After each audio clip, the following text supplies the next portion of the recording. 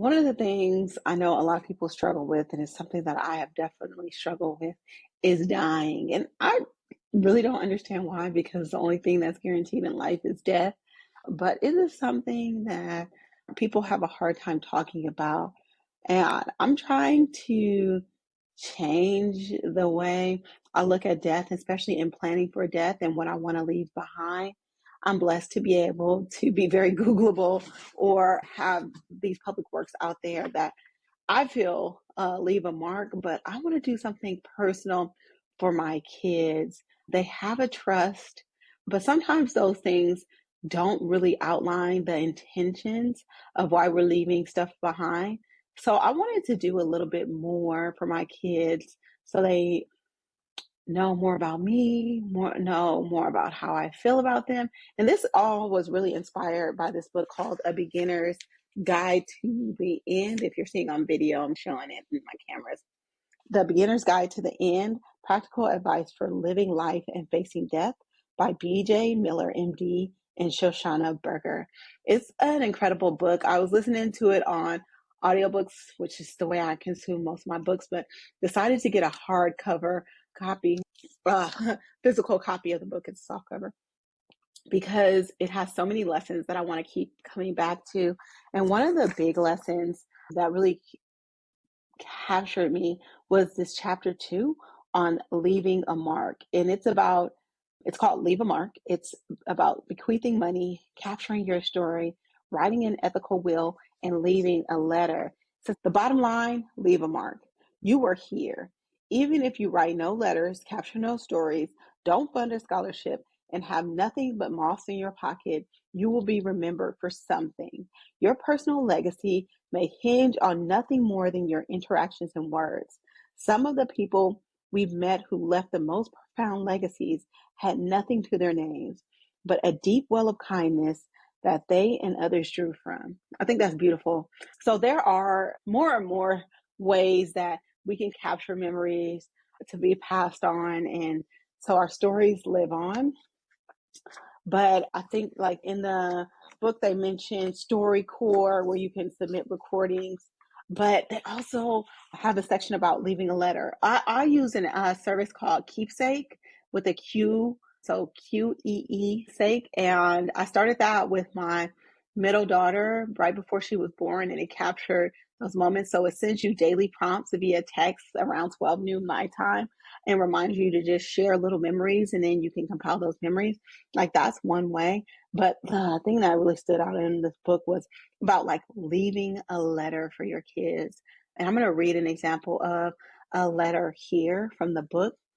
And it goes like this. Cleo, you are incredibly strong.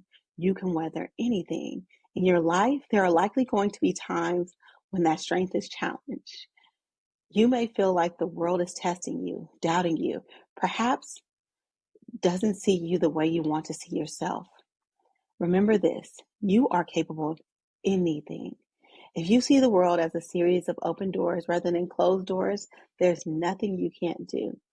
I learned my bravery from my mother, who never heard the word no. A crazy, matriarchal spirit comes through our line. There is art in there if you look for it. Your great-grandmother Paolo can take any misshapen lump of clay and draw a spirit out.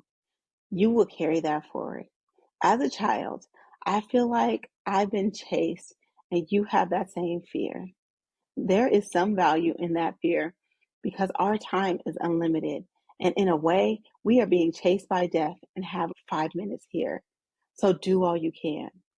Sometimes it feels like our family had a lot of strife. I worried about it. I worried about not modeling well what a loving family could look like. I hope you know how deeply your father and I love you.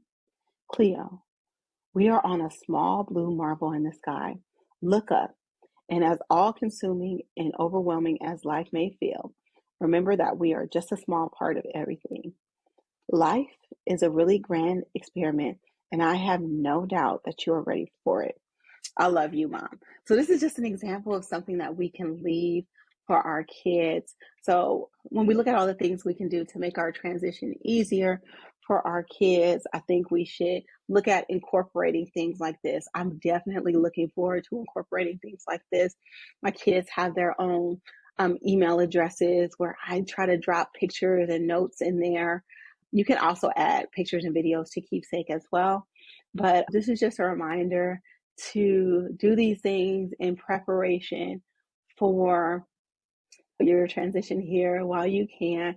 It doesn't take long. Like I said, I have the privilege of having a platform. So as long as I have a digital footprint, these kids can look up and see the work that I've done.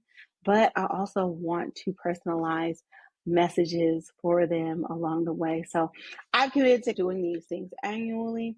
I'm interested to know what you have done to help smooth your transition, to keep your story alive and pass through your family, or what things really helped you in transitioning, what stories were passed down from other family members, from your ancestors. Just something to think about. But if you haven't already, check out the beginner's guide to the end. I've had a lot of death in my family recently, so it had me really start to reflect on how I want to leave this world, or the footprint impact I want to leave on this world. And so I hope that it gives you a little bit of pause to do that for yourself. I'm interested in hearing your stories, and I hope this inspires you to do this for your next generation.